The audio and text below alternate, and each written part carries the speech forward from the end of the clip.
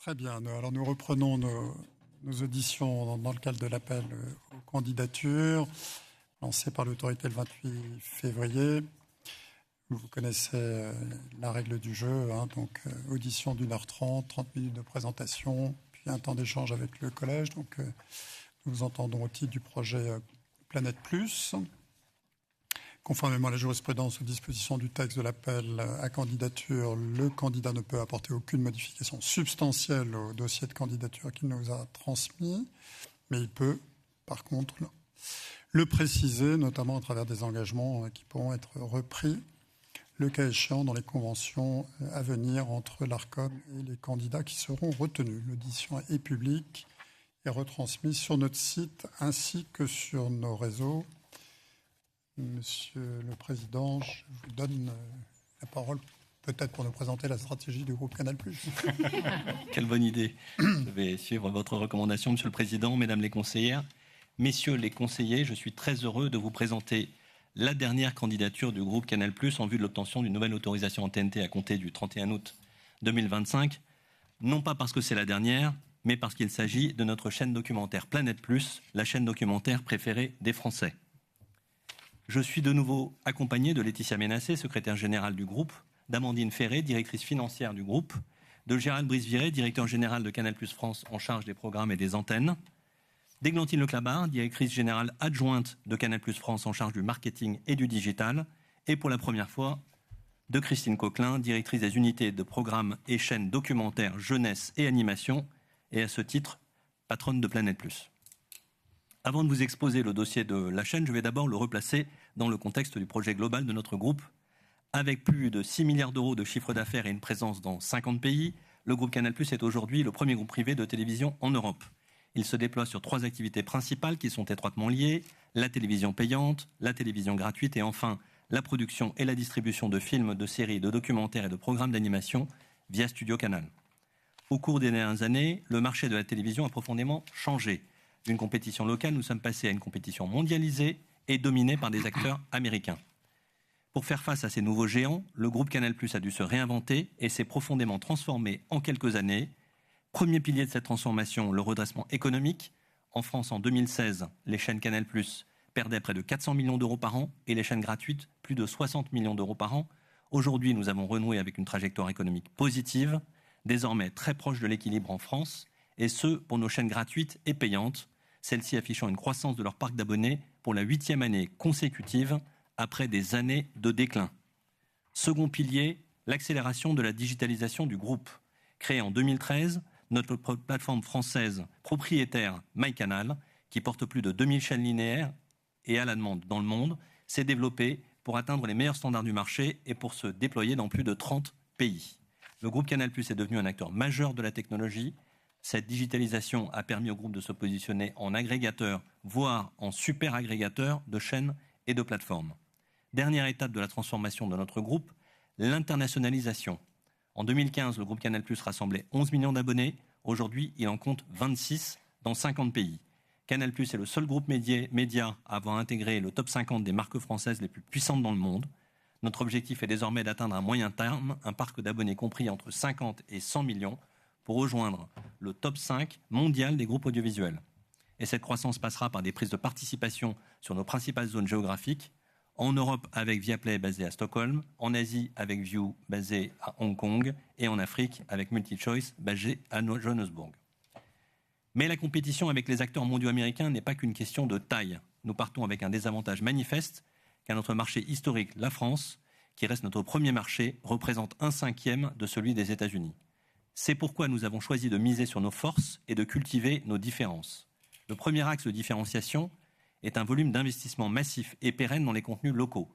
Le groupe Canal+ investit chaque année 3,5 milliards d'euros dans les programmes au niveau du groupe, dont 2,5 milliards pour sa grille de programmes en France, soit 2,5 fois plus que TF1 et 5 fois plus que le groupe M6. La chaîne Planète+, première chaîne thématique consacrée aux documentaires, lancée en France en 1988, soit il y a plus de 35 ans, participe à cette politique d'investissement du groupe en proposant à ses abonnés des contenus de qualité riches et diversifiés dans sa thématique. Je pense au documentaire fiction sur Edgar Hoover ou encore à la collection très ambitieuse Les Merveilles de l'Europe, consacrée à l'histoire des monuments qui constituent le patrimoine européen. Deuxième axe de différenciation du groupe Canal+, la manière dont nous ventilons et allouons nos investissements dans les contenus et notre rôle, à ce titre, dans la structuration des filières auxquelles nous participons directement et indirectement. Canal+ ne se contente pas de faire travailler le tissu créatif national, il l'accompagne et il l'encourage.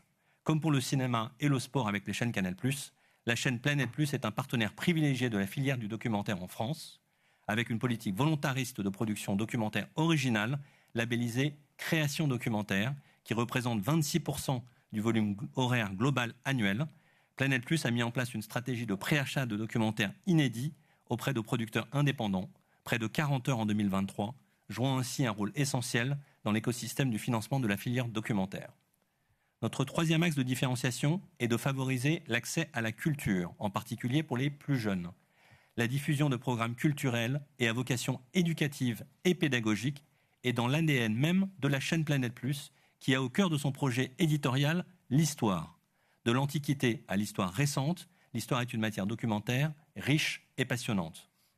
La chaîne s'attache à maintenir un fort ancrage culturel français et européen, qui se traduit par un large dépassement de ses obligations de diffusion, à savoir 72% d'œuvres européennes contre une obligation de 60% et 47% d'œuvres d'expression originale française contre une obligation de 40%.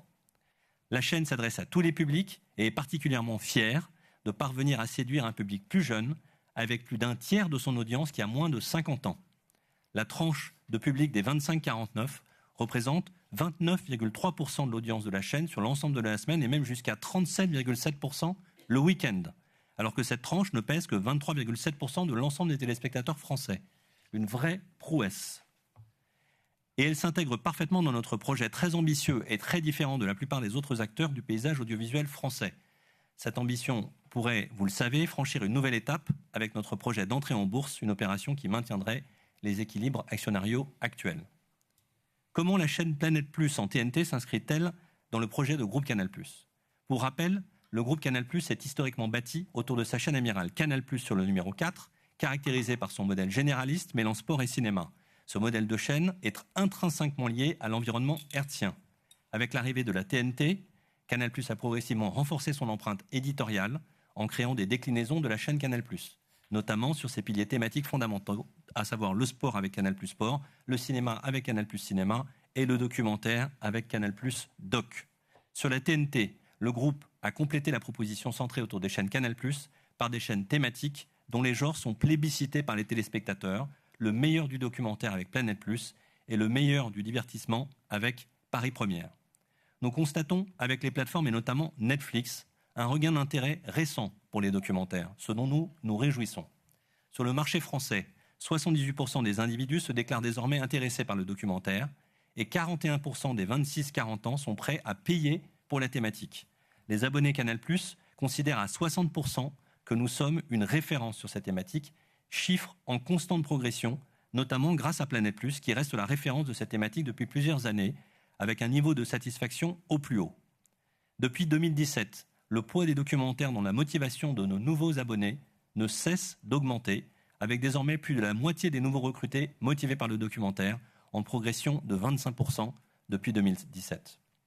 L'offre plurielle de chaînes documentaires proposée par le groupe Canal+ en France résulte naturellement de cet intérêt de nos concitoyens, avec nos chaînes maison, bien entendu, Canal+ Doc, Planète+, Planète+ Crime et Planète+ Aventure, qui totalisent chaque mois 7,6 millions de téléspectateurs, dont la chaîne Planète+, qui à elle seule réunit 3,7 millions de téléspectateurs. Mais également l'agrégation de chaînes tierces, telles que Muséum, National Geographic, Ushuaïa TV, Histoire TV, Toute l'Histoire, Seasons, Chasse et Pêche, Animaux, RMC Découverte et depuis le 11 juin, la chaîne Discovery. Planète Plus et ses déclinaisons restent centrales dans cette proposition. Un Français sur deux connaît Planète Plus en dépit de son positionnement de chaîne payante. Et il est important de noter que Planète Plus n'est pas uniquement réservé aux abonnés Canal+. Près de 3,5 millions d'abonnés chez nos partenaires bénéficient également d'un bouquet de chaînes dont Planète Plus et ses déclinaisons font partie. Son succès, Planète Plus le doit aussi à son évolution. Au fil des années, l'offre de Planète Plus est enrichie. Christine Coquelin y reviendra avec la passion qui la caractérise. J'ai déjà pu évoquer le fait que la TNT est le seul mode d'accès à la télévision pour 20% de la population française, soit 6 millions de foyers, dont de nombreux ne migreront probablement jamais vers d'autres moyens d'accès. Et nous pensons qu'il est nécessaire pour tous ces téléspectateurs d'avoir accès à une offre documentaire de qualité sur la TNT, surtout pour celles sans espoir de se reporter sur une quelconque offre alternative.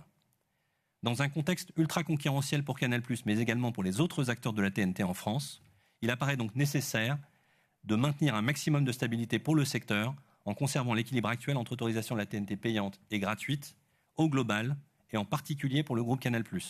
Les 7 candidatures que nous portons, vous l'avez compris, sont un ensemble, un écosystème qui fonctionne grâce aux vertus de la TNT, grâce à l'ensemble des chaînes payantes Canal+ Sport, Canal+ Cinéma et Planète+, et des chaînes gratuites C8, CNews et C-Star autour de la chaîne Canal+. Je le redis, ne cédons pas aux sirènes de la nouveauté. Faire de la TNT, ça ne s'invente pas. Cela se consolide et s'éprouve dans la durée avec une nécessaire résilience que nous avons su acquérir. Cet engagement et cette confiance que nous redémontrons aujourd'hui à travers les candidatures que nous avons portées au cours de l'ensemble de nos auditions portent une certaine idée de la TNT. Une TNT totalement dédiée à l'intérêt supérieur des publics et qui se traduit par des performances d'audience exceptionnelles. Une TNT garante du pluralisme du paysage audiovisuel pour répondre aux attentes de l'ensemble des Français. Une TNT qui permet à tous les Français d'accéder au contenu premium dans les thématiques essentielles de la télévision payante, le sport, le cinéma, le divertissement et aujourd'hui le documentaire. Et enfin une TNT constituée d'acteurs expérimentés et avec l'ambition et les moyens de faire vivre l'exception créative nationale et son écosystème. Soyez assurés, Monsieur le Président, Mesdames les conseillères, Messieurs les conseillers, que les différents dossiers que nous allons vous présenter s'inscrivent pleinement dans cette ambition affirmée pour la télévision française et son écosystème. Je vous remercie de votre écoute. Et avant de passer la parole à Gérald Brice-Viret et à Christine Coquelin qui vont vous exposer nos ambitions pour Planète+, je vous propose de regarder la promesse éditoriale de la chaîne en bande-annonce. La Tour Eiffel n'aurait jamais dû exister. Ça paraissait impossible, incroyable. Planète Plus redonne vie à l'histoire sous toutes ses formes. Je vais vous raconter comment tout cela a commencé. Regarde. Les dernières technologies permettent aujourd'hui de redécouvrir les grandes civilisations. Je ne veux laisser personne d'autre que moi faire le récit de mes exploits. Les guerres ont façonné l'histoire de l'humanité et sont loin d'avoir livré tous leurs secrets. Vous étiez sur le navire de mon grand-père.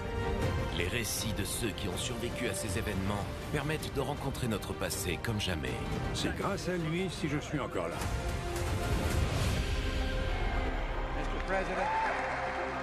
Portrait de ceux qui ont écrit l'histoire, qui l'ont changée ou influencée. Vive la différence, vive l'entente cordiale. Espionnage, géopolitique, grands conflits. Le 20e et le 21e siècle regorgent de faits historiques majeurs. Nous avons dit la vérité. Malheureusement, le KGB n'a pas tous les pouvoirs. Nos monuments, nos marques et nos objets ont aussi des histoires passionnantes à nous raconter. Dans les années 60, la séduction est faite pour elle-même et pas pour plaire aux hommes.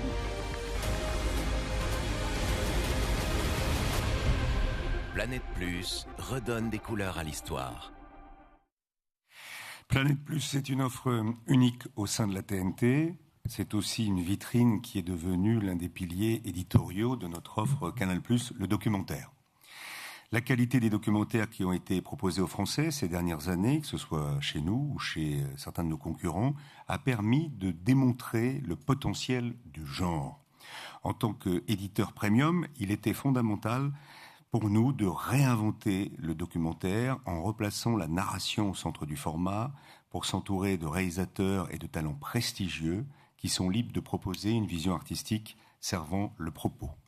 Une fois ce changement de paradigme effectué, nous avons profité d'une réelle liberté car le documentaire se prête à toutes les histoires et à tous les publics.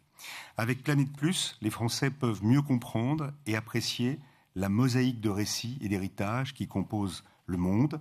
Ainsi, le dialogue intraculturel et interculturel établi par la chaîne permet aux téléspectateurs de saisir la profondeur et la complexité de l'humanité. Une telle approche est bien évidemment encadrée. Nous demandons aux producteurs qui nous accompagnent de faire superviser nos productions par des conseillers historiques. Cette supervision donne d'ailleurs lieu à une bonification de la part du CNC. Vous l'aurez compris, notre chaîne est un partenaire historique et constant des forces institutionnelles permettant de mettre à l'écran notre héritage commun. Ces 2 dernières années, la chaîne a collaboré avec près de 30 producteurs différents, en contractant au moins 12,5% de ses ressources à la production d'œuvres audiovisuelles patrimoniales. Planète Plus est un partenaire reconnu du secteur historique et patrimonial français. En 2023, Planète a ainsi proposé 171 heures de programmes inédits diffusés pour la première fois sur l'antenne de Planète Plus, qui n'ont jamais été diffusés sur aucune autre chaîne ou plateforme en France. C'est au total 7653 heures de documentaires qui ont été diffusés sur Planète Plus cette même année, soit près de 1100 programmes pour une obligation de 900 programmes. Ce sont ainsi chaque mois 4 millions de téléspectateurs qui plébiscitent notre chaîne, une chaîne qui est aujourd'hui, avec sa programmation inédite, est à la fois en France et au-delà de nos frontières, dans près de 30 pays, eh bien, sert au rayonnement de la France et de son savoir-faire et de son histoire. Pour parler de l'éditorial de la chaîne, je passe maintenant la parole à Christine Coquelin, qui est en charge de la chaîne et en charge de tous les documentaires au sein du groupe Canal+.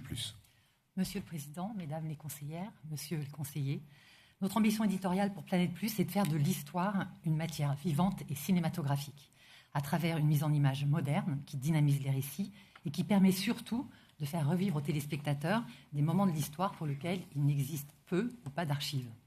Une ambition qui rejoint cette quête créative permanente du groupe Canal+, qui depuis sa création a su surprendre ses abonnés en proposant de nouvelles formes visuelles et narratives, que ce soit dans la fiction, le sport ou le documentaire, et Planète Plus s'inscrit pleinement dans cette démarche créative. Gérald Brice le rappelait à l'instant, c'est une chaîne qui a fait le choix du documentaire pour raconter l'histoire, un choix exigeant que nous assumons, un seul genre au service d'une grande diversité de récits et d'une approche généraliste de l'histoire.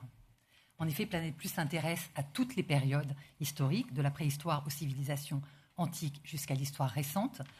L'histoire de civilisation pour raconter l'humanité de ses débuts jusqu'à la fin du XIXe siècle, grâce aux dernières technologies, préhistoire, antiquité, Moyen-Âge ou révolution industrielle, c'est l'histoire avec un grand H. Histoire contemporaine, géopolitique, évolution sociétale, le XIXe siècle regorge de plein de faits majeurs et d'incroyables histoires. Destin d'histoire, anonyme ou illustre, personnages, portraits de celles et ceux qui ont fait l'histoire, l'ont écrite ou en ont changé le cours. Histoire de guerre, elles ont façonné toute l'histoire de l'humanité. Elles n'ont pas livré encore tous leurs secrets. L'histoire et nous, c'est une histoire de proximité, nos monuments, nos objets, nos marques, notre patrimoine. Notre ambition pour ces différents piliers est de redonner vie à l'histoire, de l'incarner, de donner la possibilité de la voir renaître sous nos yeux à travers une expérience immersive totale, images et son. Et pour ce faire, nous utilisons toutes les nouvelles technologies scientifiques pour permettre d'aller plus loin dans l'exploration et la compréhension de notre histoire. Je pourrais citer le documentaire sur le robot humanoïde Ocean One-K, qui a révolutionné la technologie des profondeurs en descendant à plus de 800 mètres pour pouvoir accéder à de nouveaux vestiges, une première mondiale qui permet d'élargir notre champ des connaissances. Pour faire revivre Napoléon III, on utilisera pour la première fois l'intelligence artificielle pour recréer des scènes et des décors, des uniformes avec un sens du détail historique jamais atteint par la fiction. Rapprocher l'histoire du public également en lui racontant des histoires peu connues, des histoires humaines avec des personnages pris dans les mailles de la grande histoire.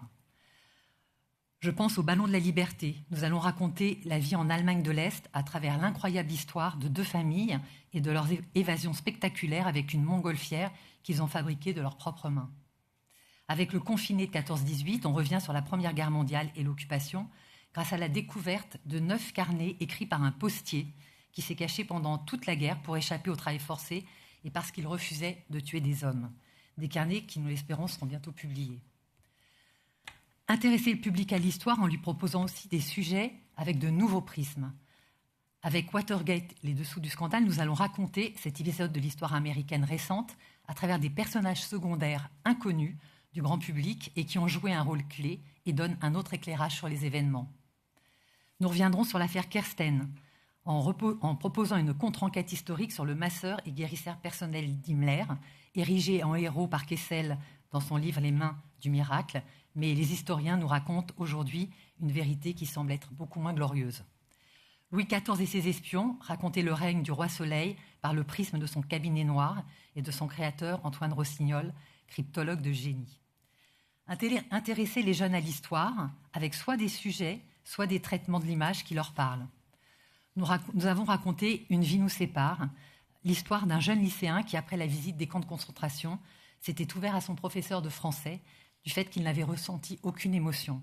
Celui-ci lui avait alors suggéré d'aller rencontrer une déportée. Une amitié entre ces deux-là est née et elle a partagé avec lui toutes ses archives. Il est entré dans un rapport empathique avec elle et ensuite il a écrit un livre sur cette rencontre et nous avons fait le documentaire. Ou des sujets pour les jeunes qui s'appuient sur des univers visuels qu'ils connaissent. La série Navires de légende, par exemple, revient sur les grandes batailles navales en utilisant des images 3D d'un éditeur de jeux vidéo, Wargaming, avec le souci historique, évidemment. Rendre l'histoire plus palpable en revenant sur des grands enjeux passés de la société française qui sont encore en résonance aujourd'hui. Je pense à La fin du placard, sur la dépénalisation de l'homosexualité en 1982, ou la véritable histoire des hippies, qui raconte l'incroyable trajectoire du mouvement né un siècle auparavant et qui déboucha sur la culture hippie du début des années 60. Et même Antoine Decaune, le roi de la pop culture, ne connaissait pas cette histoire. Il a accepté d'en être le narrateur. Et puis, faire de l'histoire un récit moderne, c'est redonner toute leur place aux femmes qui ont souvent été les grandes oubliées du récit historique. Et pour celles dont l'histoire se souvient, remettre en avant leur trajectoire inspirante. Nous préparons un documentaire, Let Me Run, sur le sport comme moteur d'émancipation pour les femmes et leur long combat pour avoir le droit de le pratiquer. On y découvrira les pionnières qui, dans de nombreuses disciplines, se sont fait une place dans le sport mondial. On racontera aussi l'histoire de ces surfeuses professionnelles, une révolution sur les vagues, comment un groupe de femmes surfeuses vont se battre pour obtenir les mêmes droits que les hommes, participer aux mêmes compétitions et avoir les mêmes revenus. Seul contre le Ku Klux Klan raconte l'histoire de Beulah Mae Donald, une mère de famille noire qui a fait condamner le Ku Klux Klan après le lynchage de son fils et dont le combat est resté dans l'ombre. Il faut également mettre en avant les femmes qui ont fait l'histoire. On proposera un documentaire sur une partie méconnue de l'histoire de Simone Veil. Quand toute jeune, elle a été envoyée en pleine guerre d'Algérie comme administratrice pénitentiaire. Elle y dénoncera les conditions de détention humiliantes et défendra notamment les femmes emprisonnées dans des conditions terribles, une expérience qui nourrira son engagement futur pour le droit des femmes. Les amants de l'atome, nous reviendrons sur la découverte de la radioactivité artificielle avec le couple Julio-Curie, et surtout sur leur combat pour la reconnaissance du rôle d'Irène Curie dans cette découverte. Nous avons raconté l'histoire de deux reines, Néfertiti et Hatshepsut, dans les secrets d'histoire des pharaons, deux figures politiques importantes de l'Égypte ancienne. Nous préparons une série sur Marie-Antoinette, racontée par l'historienne Virginie Giraud. Marie-Antoinette, la première reine à s'inventer une vie privée au milieu des enjeux politiques. Figure sombre de la Révolution, elle est devenue aujourd'hui une véritable icône populaire. Pour tous nos documentaires, nous demandons aux auteurs, aux réalisateurs, de pousser les frontières de la narration visuelle et d'offrir des perspectives inédites. Cette approche assure non seulement une qualité de production exceptionnelle, mais également une richesse et une originalité à ces documentaires qui sont devenus la marque de fabrique de la chaîne. Pour la chaîne Planète Plus, nous soutenons une vision du monde où la connaissance et la compréhension de l'histoire sont à portée de tous. Nous affirmons notre foi en une société où chaque individu a l'opportunité de découvrir et d'apprendre. Pour que l'histoire ne soit pas un privilège réservé à certains, qu'elle ne soit pas non plus que la science du malheur des hommes, pour reprendre les mots de Raymond Queneau, mais un bien commun qui nous éclaire et nous inspire pour penser l'avenir. Nous sommes convaincus que la chaîne Planète Plus, avec ses nombreux contenus exclusifs et inédits, la richesse et la diversité de ses programmes, la capacité à transmettre du savoir, grâce à la qualité de ses productions originales françaises, sa notoriété et son audience fidèle, est un véritable atout pour la TNT payante. C'est avec toute cette envie, cette conviction et notre expérience aussi, Monsieur le Président, Mesdames les conseillères et Monsieur le conseiller, que nous venons demander de pérenniser cette chaîne documentaire d'histoire premium sur la TNT payante. Merci pour votre attention. Merci beaucoup pour cette présentation, pour ce catalogue très attrayant. Antoine Boilet, peut-être pour une première question. Merci, Monsieur le Président. J'avais une série de questions. Tout d'abord, peut-être la première. Merci en tout cas de tous ces éléments et d'avoir partagé ces convictions sur le genre documentaire. En même temps, dans la grille de programme de Planète Plus, il y a des pas de côté, mais qui sont des émissions tout à fait intéressantes, comme Faites entrer l'accusé ou encore American Pickers, qui effectivement sont peut-être, je le redis, un petit peu à côté de la ligne éditoriale histoire. Donc c'était simplement pour savoir comment, vis-à-vis du public, en termes de stratégie marketing et de programmation, comment vous accompagnez la diffusion, entre guillemets, de ces genres un peu différents de la ligne éditoriale de la chaîne, et simplement si vous avez une idée du volume horaire chaque année de magazines ou docs qui sont, entre guillemets, pas forcément estampillés histoire. C'est une question. Alors, American Pickers, on va commencer par ça, c'est une série documentaire. Vous avez un meilleur accent. Qui raconte l'histoire des objets américains. Donc, d'où vient la guitare à 4 cordes, par exemple. Et c'est une série qui marche très très bien sur un public plus jeune.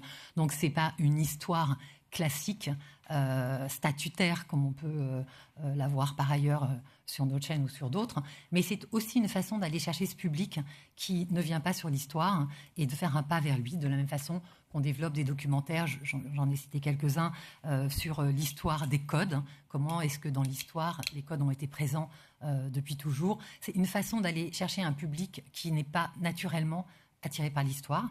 Quant au documentaire sur Faites entrer l'accusé, c'est une case historique sur cette chaîne, et aujourd'hui, ces Faites entrer l'accusé ont tous quasiment plus de 20 ans, donc ils sont rentrés dans l'histoire. Merci. En tant que directrice des documentaires du groupe, pour bien qu'on comprenne, est-ce que vous pourriez rentrer un petit peu plus dans le détail de comment s'articule l'offre Planète Plus dans le cadre de la politique documentaire globale du groupe Canal+, et notamment, on en a parlé la semaine dernière, avec l'arrivée effectivement de la nouvelle offre Canal+ Doc, pour qu'on puisse bien comprendre sur le processus amont de choix des programmes, quand est-ce que les choses se passent pour qu'elles soient fléchées. Alors on a bien compris l'histoire, etc., mais si vous aviez possibilité d'entrer un petit peu plus dans le détail, ça pourrait nous intéresser. Alors déjà, peut-être je vais vous expliquer comment on travaille. C'est-à-dire quand on reçoit des propositions des producteurs, puisque le documentaire c'est avant tout une affaire d'offres. Il n'y a pas de demande en documentaire. C'est très rare de commander des documentaires parce qu'au fond, on accueille la créativité, le talent d'auteurs et de réalisateurs. Enfin, quand on parle de créateurs, de documentaires de création, bien sûr. Donc, les documentaires nous sont envoyés. On a un comité documentaire qui reçoit toutes ces propositions et ensuite on les flèche en fonction de leur intérêt pour les lignes éditoriales des différentes chaînes. Alors après, je trouve qu'aujourd'hui, on a une proposition qui est assez complète, parce que sur Canal+, nous avons des documentaires événementiels, des histoires qu'on a décidé de raconter de façon sérielle. Je ne sais pas, peut-être certains d'entre vous se souviennent de Soupçon de Jean-Xavier de Lestrade. C'était la première fois qu'on racontait une histoire feuilletonnante en documentaire. Et à l'époque, je me souviens d'avoir demandé aux producteurs de venir me porter des histoires similaires, et personne n'avait l'air d'être intéressé, puisque le documentaire, c'était plutôt un dossier plutôt qu'une narration. Et puis, avec l'arrivée des plateformes, de nouveau, il y a eu un regain ou en tout cas une éducation pour raconter ces histoires de façon sérielle. Donc, nous, on développe des histoires françaises, feuilletonnantes. On a raconté l'histoire de Chevaline, mais ça peut être aussi l'histoire de Karl Lagerfeld. Donc ça, ce sont nos gros primes événementiels. Ensuite, nous avons des documentaires... Sur Canal+, je précise. Sur Canal+. Ensuite, nous avons des documentaires de sport, parce que c'est un des piliers essentiels de la chaîne. Et nous avons des grands portraits de sportifs. On a fait un très beau Giroud, on a fait un très beau Wembanyama, des documentaires que nos abonnés sont contents de venir voir. Et puis, Canal+, c'est une chaîne... Amandine. Non, je dis ça parce qu'on peut avoir l'impression... Amandine Henry, Marie-Jo Pérec, Laure Manodou, enfin, les femmes comptées sur moi sont là. Et après, évidemment, Canal+, c'est une chaîne généraliste, donc elle partage son antenne avec du cinéma, du sport, des séries. Et donc, nos abonnés étaient en demande de plus de documentaires. Donc, on a créé une marque qui s'appelle Canal+ Doc, qui est en fait une prolongation de la ligne éditoriale de Canal+.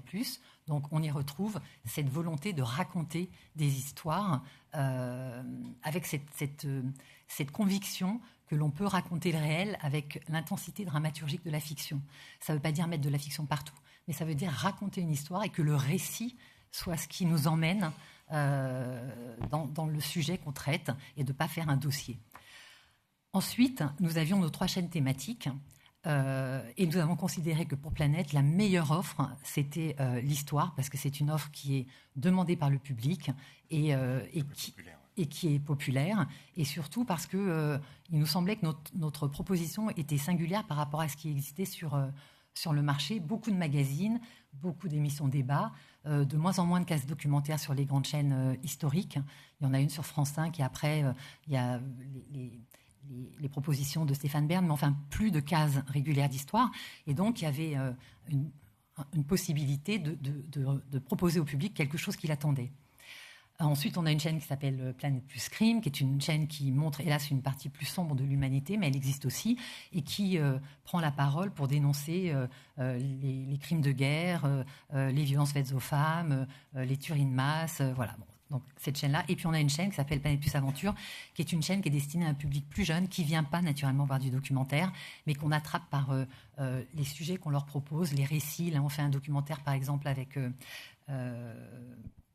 Benjamin Carl, qui avait fait pour nous le Made in France.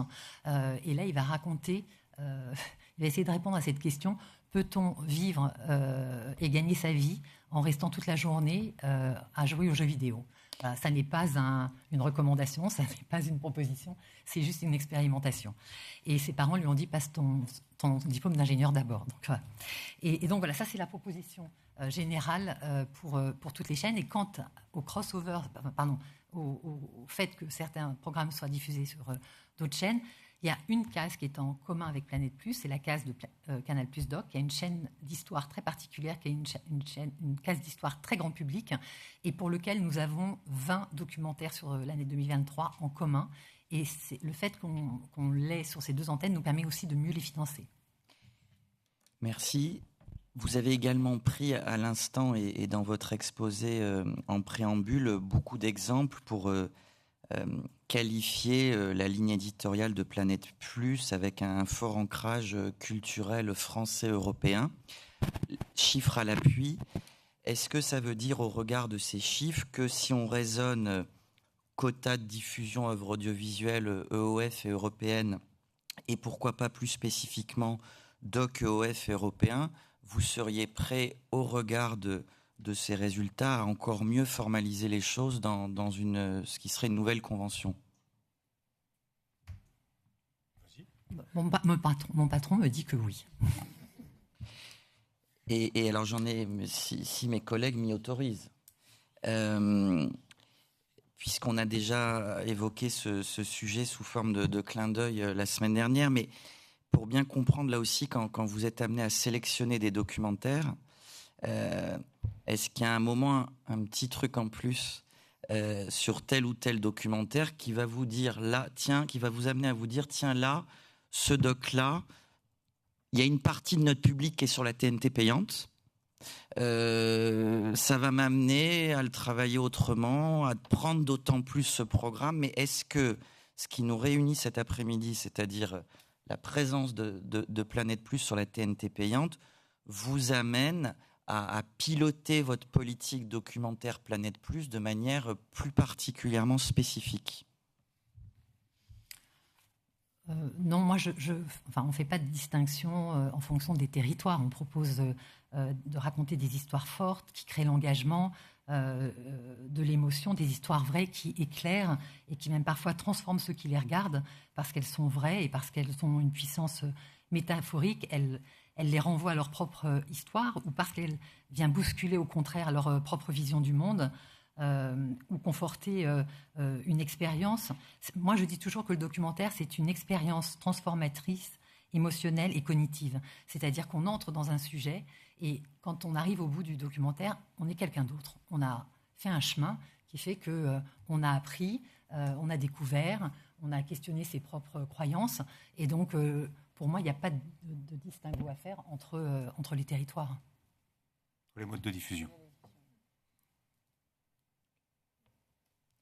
Merci. Benoît Loutrel. Merci. Moi, j'ai juste une question de clarification, et je m'excuse si c'était écrit dans le dossier, mais je ne l'ai pas vu. Qui peut souscrire cette chaîne ? Est-ce qu'on peut en TNT uniquement ? Est-ce qu'on peut la souscrire en autonome ? Est-ce qu'elle est systématiquement, au contraire, vendue en package ? Quel est le périmètre de ces packages ?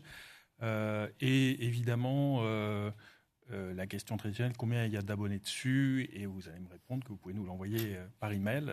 J'accepte la réponse, mais néanmoins, je pose la question pour avoir la réponse. Et j'aimerais bien comprendre quand même combien de gens ont pu choisir explicitement cette chaîne, ou est-ce qu'elle est systématiquement vendue en package, que ça soit sur le stock d'offres ou sur le flux ?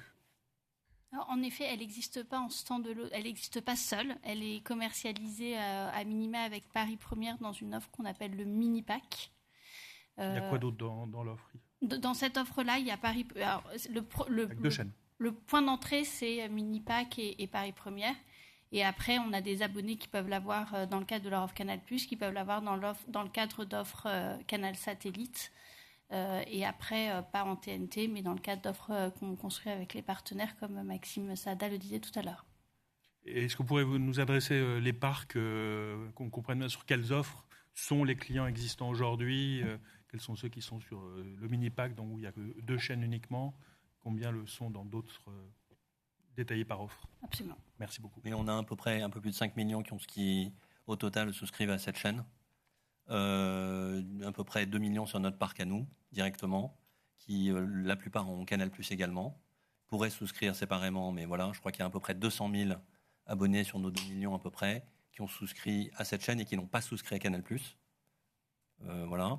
Et ensuite, vous avez à peu près 3,5 millions de foyers qui ne sont pas nécessairement autodistribués par Canal+, puisque cette chaîne, elle est vendue aux tiers, les FAI, les fournisseurs d'accès, etc., commercialisent dans leur bouquet Planète+. Et donc, en réalité, aujourd'hui, il y a plus de gens qui souscrivent à Planète+ via ces bouquets que via nos propres abonnements. Mais au total, c'est plus de 5 millions de foyers. Mais ces distributeurs tiers, ils ne sont pas sur la TNT. Eux, ces distributeurs tiers ne sont pas sur la TNT. Box. Absolument. Absolument. Okay. Absolument. Et on vous a adressé, je crois, des chiffres d'abonnement TNT qui sont peu ou prou de même nature. C'est à peu près, toutes nos chaînes ont à peu près le même chiffre. Donc le chiffre qu'on vous a communiqué, ça vous donne une bonne idée du nombre d'abonnés à Planète+ sur la TNT. Mais on vous enverra le détail du parc tel que vous l'avez demandé. C'est le nombre d'abonnés en foyer. Oui.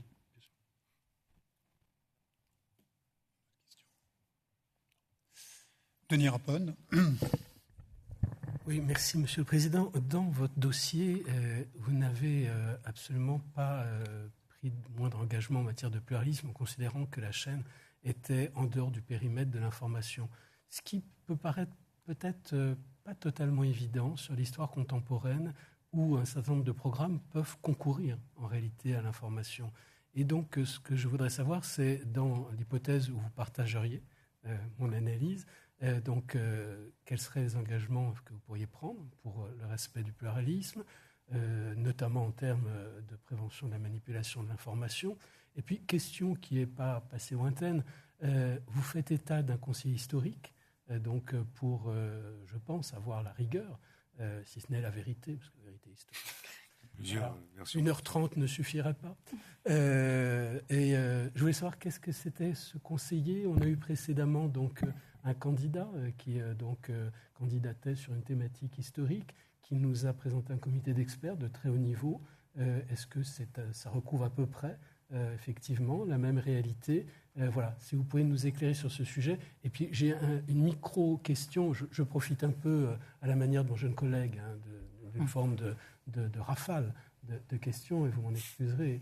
Je pense qu'en termes d'éducation, pas seulement aux médias, mais également à la sensibilisation de tout ce qui est lutte contre le piratage, il y a une histoire qui pourrait être très intéressante. Alors, loin de moi l'idée de m'immiscer dans la politique éditoriale de Planète+, mais l'histoire du droit de propriété intellectuelle est une histoire extrêmement intéressante. D'autant plus d'actualité avec l'intelligence artificielle. Absolument. Un sujet passionnant. Toutes les façons, alors Christine va revenir sur ce pluralisme, on en parlait, puisque Christine pilote avec son équipe la totalité des documentaires qui sont diffusés sur toutes nos chaînes. Il est évident, et je l'ai annoncé ce matin, nous allons au sein de Canal+, avoir une direction du pluralisme qui va couvrir l'ensemble de nos chaînes. On en parlait ce matin pour notre chaîne d'information, et y compris pour nos documentaires, à partir du moment où ils sont proches de l'actualité ou même une vision historique des choses. Donc on couvrira également ces documentaires avec un comité de direction qui sera créé au sein du groupe Canal+, qui couvrira également les documentaires de Canal+, et Planète+. Alors, le conseiller historique, il n'est pas dans la chaîne, c'est que sur chacun des documentaires, et pour moi, c'est une évidence qu'il faut des conseillers historiques. On ne peut pas se lancer dans un programme, même Marie-Antoinette, notre série, on en a 5.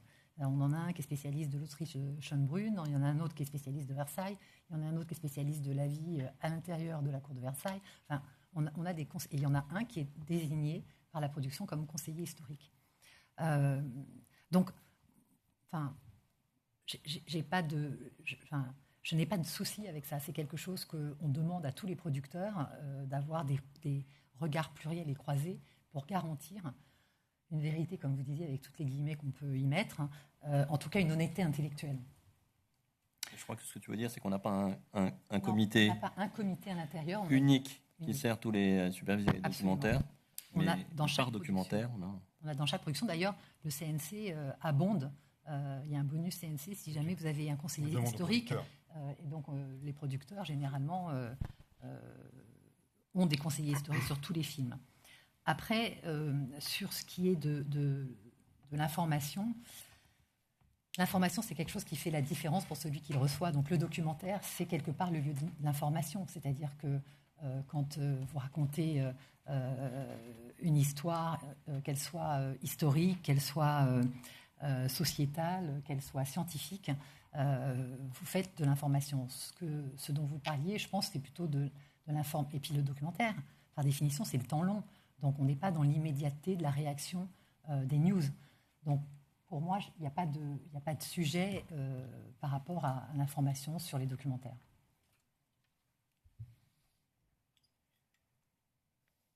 Pardon, on ne va pas du tout aujourd'hui définir ce qu'est l'information. On a eu une séquence ce matin qui nous a montré que le sujet, là aussi, comme la rigueur scientifique, était un sujet dont on pouvait peut-être disserter à l'infini. Mais tout de même, dans l'histoire contemporaine, la manière de le traiter, il peut y avoir un angle qui est vraiment un angle qui concourt à l'information. Voilà. C'était en fait le sens et l'origine de ma question sur le pluralisme. On a un paragraphe sur le pluralisme ou une section sur le pluralisme dans le dossier, mais on s'attachera à la préciser pour aller dans le sens de ce que vous dites, monsieur le conseiller. Bénédicte Lesage. Non, moi, je n'avais pas de question particulière sur ce dossier. Merci, Roch-Olivier. Hervé Gaucho. Oui, merci, monsieur le président. Une question très très courte. Vous indiquez dans votre dossier de candidature que vous visez tous les publics. Quand on regarde la grille, donc, si c'est tous les publics, c'est aussi les jeunes publics. Donc, mais quand on regarde dans la grille, ça paraît pas totalement évident d'avoir des programmes, une offre de documentaires adaptée spécifiquement aux jeunes publics. Est-ce que c'est prévu ? Quand je parle de jeunes publics, moi je pense aux jeunes adultes. C'est-à-dire que non, il n'y a pas de documentaire destiné à un public enfant sur l'histoire. D'accord, donc c'est pas tout à fait tous les publics, mais donc c'est plutôt jeunes adultes et adultes. Exactement. En fait, la proportion de public, on est plutôt sur 30% de 25-49, 36% de 50-64 et 30% de 65 et plus.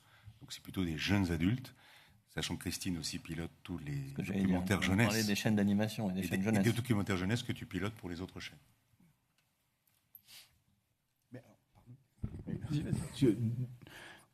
Et ça vous intéresserait pas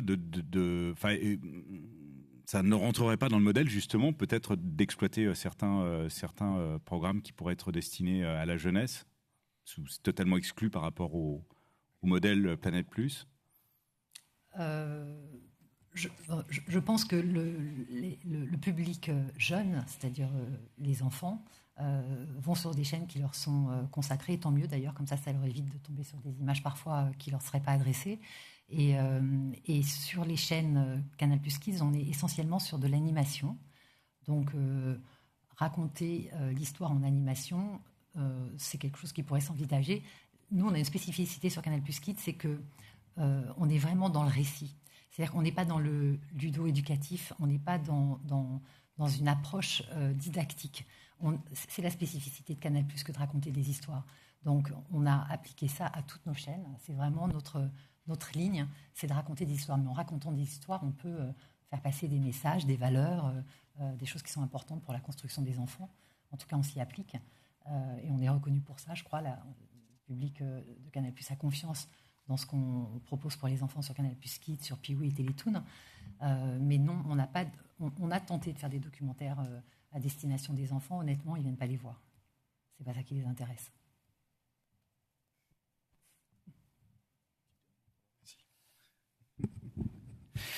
De la même manière, vous indiquez que Planète Plus et plus généralement Canal, mais en l'occurrence Planète Plus s'engage à contribuer à la diffusion de programmes culturels qui sont produits dans les territoires ultramarins.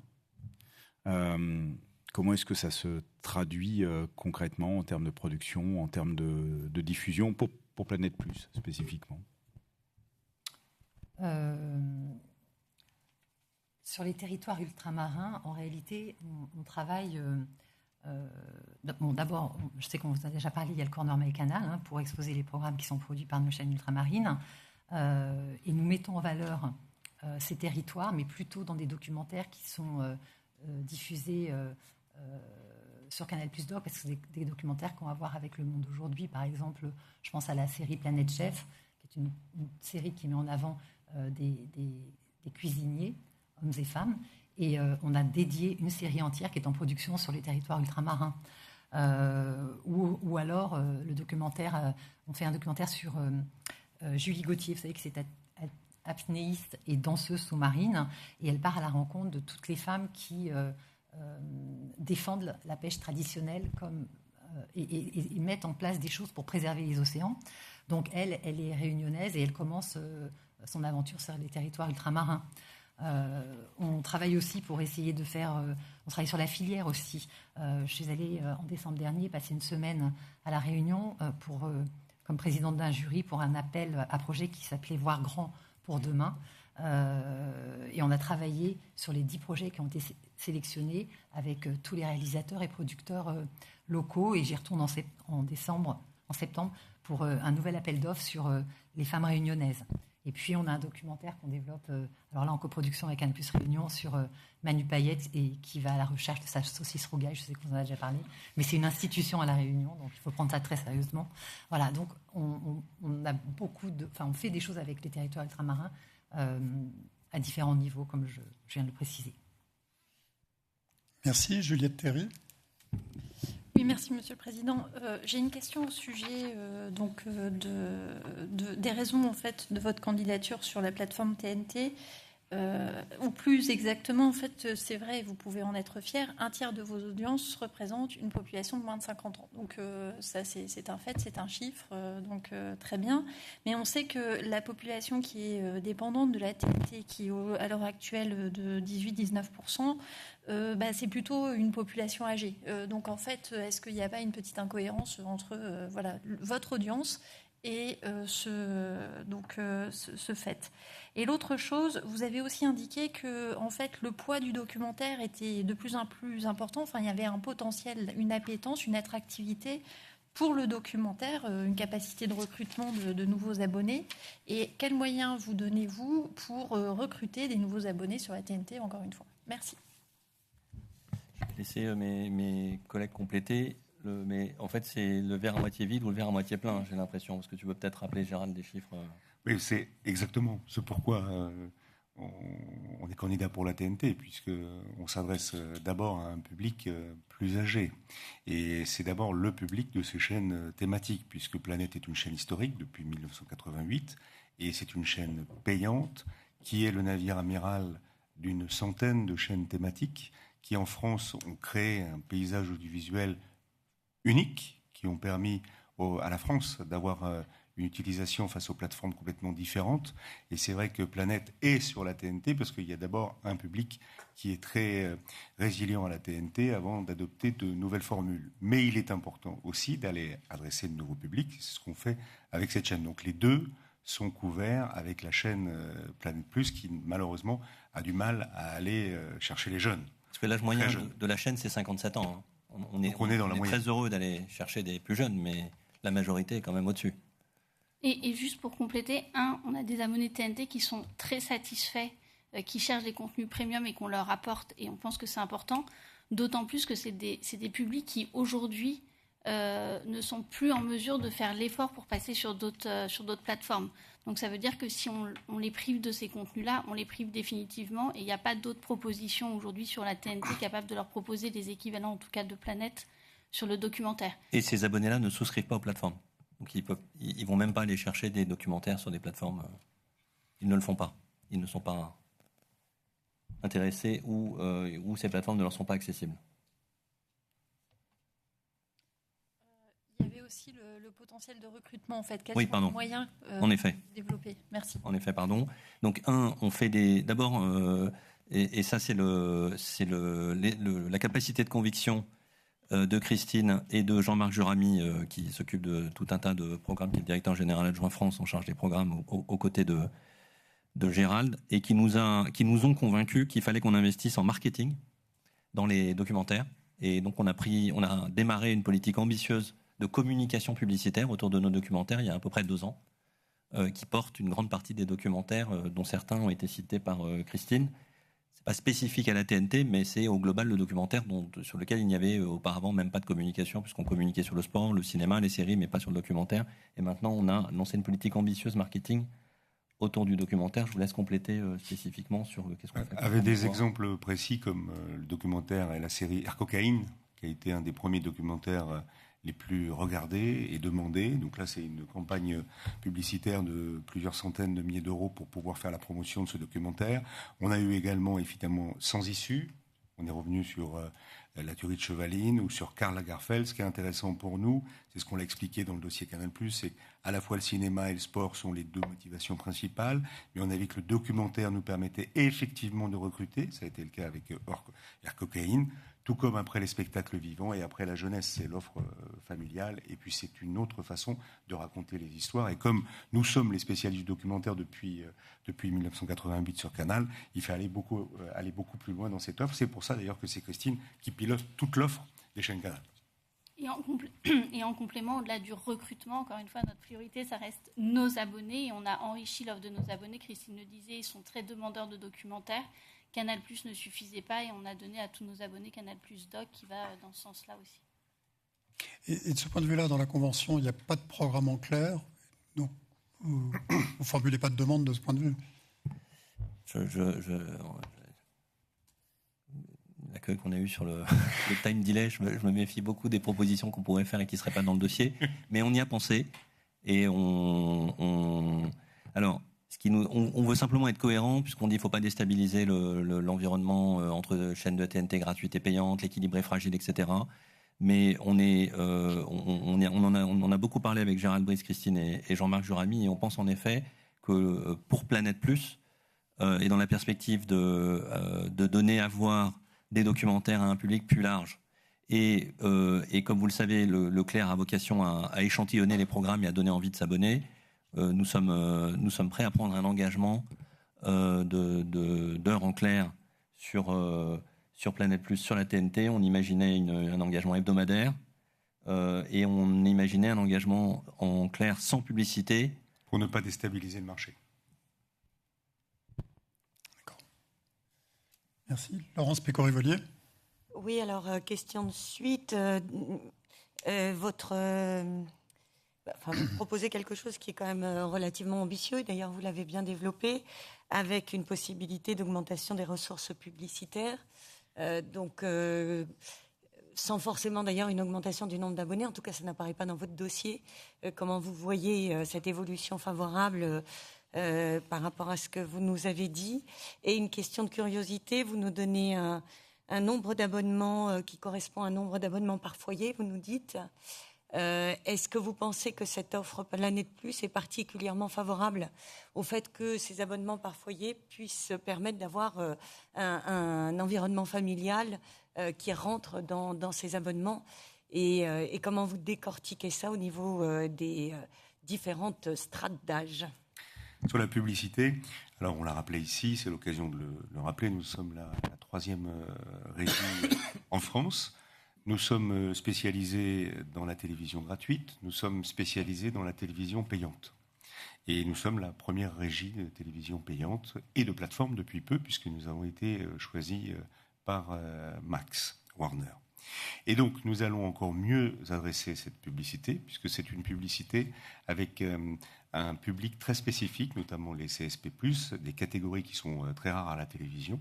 Donc, avec notre régie, nous allons encore mieux monétiser à la fois linéaire et non linéaire, parce qu'on a ce savoir-faire-là dans le groupe Canal+. Et c'est pour ça que Maxime exprimait, par rapport à notre régie, ce rôle indispensable que nous avons, puisqu'il y a énormément de chaînes et d'offres qui sont en train de se créer, et d'être la 3e régie en France, ça nous permet aussi d'être agile avec ce savoir-faire sur le gratuit, sur la télévision payante et sur les plateformes à nous ou des plateformes ad hoc. Nous sommes également la régie de beaucoup de chaînes thématiques, d'RTL9 et d'autres. C'est ce qui fait notre force et ce qui nous permet de mieux capitaliser sur nos écrans pubs. Juste en complément de ce que disait Gérald Brice, on a un autre point qu'on travaille aujourd'hui assez peu et sur lequel on va essayer de combler notre retard, qui est le digital. Aujourd'hui, sur la publicité sur le digital, on ne fait pas grand-chose. Et donc, on va essayer de faire progresser ça. Et avec la publicité segmentée et le ciblage, ça nous permet de revaloriser nos inventaires. Et donc, aujourd'hui, ce qu'on voit dans le plan d'affaires qu'on vous a proposé, c'est une augmentation de 400 000 € entre 2025 et 2029. Ça nous paraît relativement raisonnable. Antoine Boilet. Merci, Monsieur le Président. Comme il s'agit de votre dernière audition, je pense que vous allez peut-être deviner que je vais vous parler de la convention Planète Plus et vos accords avec la production audiovisuelle.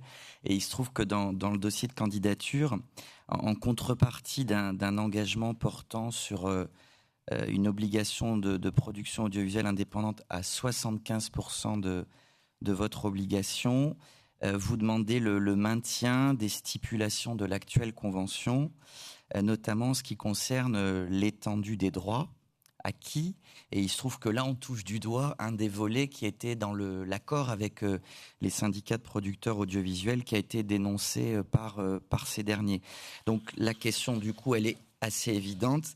Est-ce que, en cas de renouvellement et de nouvelles conventions, vous lanceriez d'autant plus rapidement de nouvelles discussions avec ces acteurs de façon à pouvoir échanger avec eux sur ce sujet-là et plus globalement pour faire en sorte qu'un accord vienne prendre en compte toute la dynamique de votre politique documentaire? Je vais simplement, avant de passer la parole à Christine et à Laetitia Ménassé, vous répétez quelque chose que je vous ai déjà dit, mais comme c'est que, indépendamment des accords, et Christine Coquelin va y revenir, on est toujours au-dessus de nos obligations. Ça, c'est quand même un élément très important. Et peut-être tu peux parler spécifiquement, alors sans citer, parce que ce serait désagréable pour le groupe qui a signé un accord, et est-ce que ça représente pour eux, est-ce que ça représente pour nous qui n'avons pas signé d'accord? Oui, j'ai échangé récemment avec les syndicats et qui me disaient qu'un groupe avait signé un accord qui s'engageait sur 12 primes par an. Moi, j'ai 145 heures de documentaire, en plus de création, puisque aidé par le CNC. Donc, un accord ne garantit pas forcément une politique ambitieuse. Vous voyez ce que je veux dire? Donc, on vit sans accord et je pense que... Et on a les décrets, et je pense que la profession, aujourd'hui, ne peut que s'en féliciter, en tout cas sur nos engagements et les volumes qu'on produit. Voilà, je passe la parole à Laetitia Ménassé, qui donc passe des heures carrées à essayer de trouver des accords avec tout le monde. Merci Maxime. Sur ce sujet, sur la demande qui a été formulée, donc on avait compris des décrets qu'en réalité les stipulations conventionnelles qui pouvaient être accordées par l'ARCOM n'étaient pas forcément liées à l'existence ou non d'accords. Donc c'était dans cette optique que nous avions formulé cette demande dans le dossier de candidature. S'agissant évidemment des discussions avec les partenaires, naturellement, nous n'avons jamais cessé en réalité de souhaiter un accord. Évidemment, les discussions ont été interrompues pour les raisons qu'on a déjà évoquées cette semaine. Évidemment, pour maintenir l'état de fait dans lequel nous sommes aujourd'hui, et notamment l'étendue de droit dont nous bénéficions du fait des anciens accords, nous allons réinitier des discussions à la rentrée pour essayer d'aller au plus vite. Merci. Juliette Théry. Merci. J'ai une petite question sur les plages en clair. On prend note de votre volonté d'avoir des plages dédiées en clair, et ce serait pour du documentaire. C'est ça, exclusivement. Voilà. On parle d'une page, une tranche hebdomadaire, un horaire à définir ensemble, Maxime, sans publicité. Okay, et exclusivement consacré au documentaire. Mes chers collègues, est-ce que vous avez d'autres questions à poser ? Antoine Boilet, je sens. Si, Monsieur le Président, et mon collègue Denis Rapone m'y autorisent.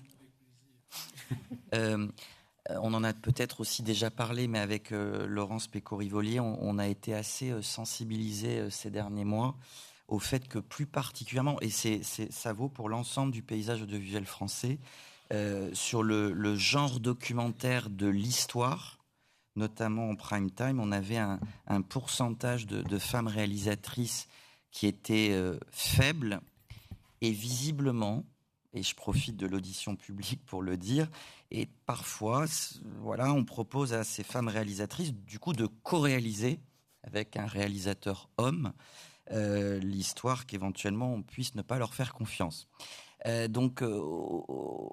Comment vous percevez ce sujet dans le cadre de la politique diversité qu'on a pas mal évoquée depuis une semaine?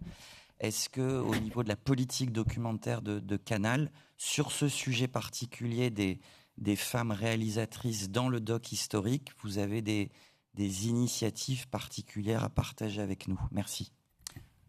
Merci pour cette question, Monsieur le Conseiller. Effectivement, c'est un sujet. Et il n'y a pas qu'en histoire, d'ailleurs. Il y a deux secteurs en documentaire où les femmes sont peu présentes. Ce sont l'histoire et la science. Et donc, parce que probablement, ce sont deux domaines où l'approche a toujours été... L'histoire, c'est quelque chose de statutaire, la science aussi. Et moi, j'ai une hypothèse. Je pense que les femmes se sont plutôt dirigées vers la société parce que c'est l'endroit dont elles ont été privées d'espace public, elles n'ont pas pu prendre la parole, et qu'aujourd'hui, les réalisatrices s'emparent de ce sujet-là parce qu'elles ont envie de participer à l'organisation de la cité. Mais ceci étant dit, nous, sur le documentaire historique, d'abord, je le redis ici, on les encourage à venir nous voir, parce que je pense qu'elles apportent quelque chose. Et surtout, je pense qu'il faut compter, il faut sensibiliser, il faut le conscientiser. Aujourd'hui, quand on en parle avec les producteurs, je pense qu'ils ne se rendent pas compte. Quand les programmes arrivent, quand les projets arrivent, déjà, on espère que ce soit un bon projet. Et après, il est porté par un homme, il est porté par une femme. J'aurais tendance à vous dire, c'est pas tellement notre préoccupation. Donc, comment est-ce qu'on fait pour faire en sorte que ces femmes s'autorisent à faire de l'histoire? Donc, leur dire qu'elles sont les bienvenues, dire aux producteurs que s'ils arrivent avec une femme, ils seront les bienvenus aussi. Et puis surtout... essayer. Alors, moi, ce que j'ai fait, c'est que dans mes contrats, j'ai en plus de la charte qui est dans tous les contrats du groupe Canal, j'ai rajouté une grille d'évaluation. C'est-à-dire que j'ai demandé aux producteurs de regarder où étaient les femmes et les hommes et de voir s'il y avait parité ou pas. Et c'est très intéressant parce qu'on se rend compte que les femmes ne sont pas toujours aux postes les plus valorisés dans un documentaire. Donc, de prendre conscience de ça et de nous envoyer cette grille et qu'on puisse partager avec eux et leur dire qu'il faut probablement faire des efforts et qu'on est volontaire sur ce sujet-là. Quant à la co-réalisation, vous avez raison, c'est une exception française, hein, ça n'existe nulle part ailleurs. Donc qu'une femme ou un homme d'ailleurs qui fait son premier documentaire soit accompagné par quelqu'un qui soit plus senior, ça me semble être le bon sens. Après, il ne faut pas que ça se perpétue parce que sinon... Pas toujours dans le même sens. Exactement, et pas toujours dans le même sens. Donc, c'est parce que aussi souvent les femmes sont les auteurs, c'est-à-dire ce sont elles qui développent les idées, qui les creusent, et quand tout d'un coup il faut passer à la réalisation, on confie ça à un homme.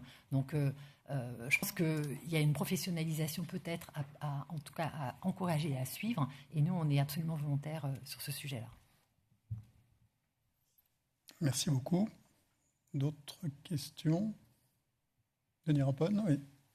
Oui, je ne veux pas être en reste par rapport à mon jeune collègue, vous savez quoi. Non, je reviens tout de même sur une question à laquelle on n'a pas totalement répondu dans les 3 questions que j'avais évoquées.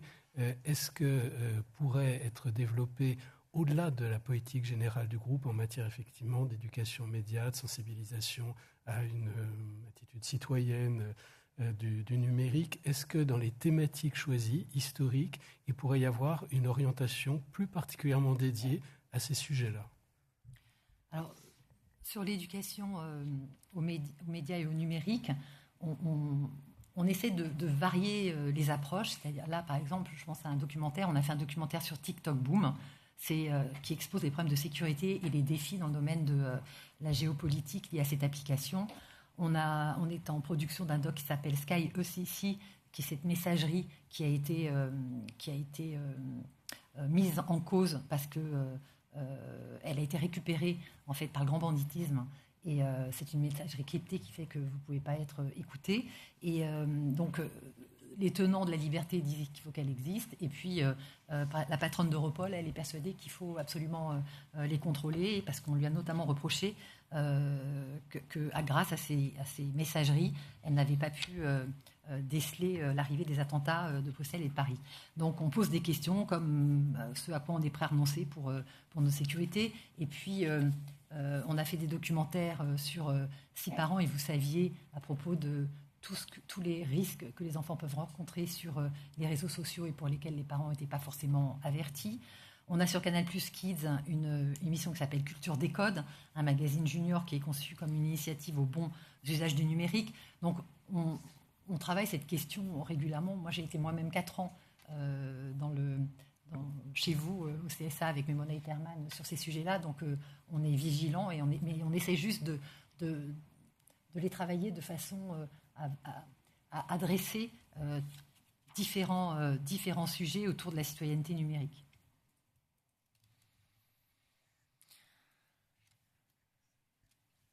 Est-ce que j'ai répondu à votre question? Oui. Une dernière question, mes chers collègues.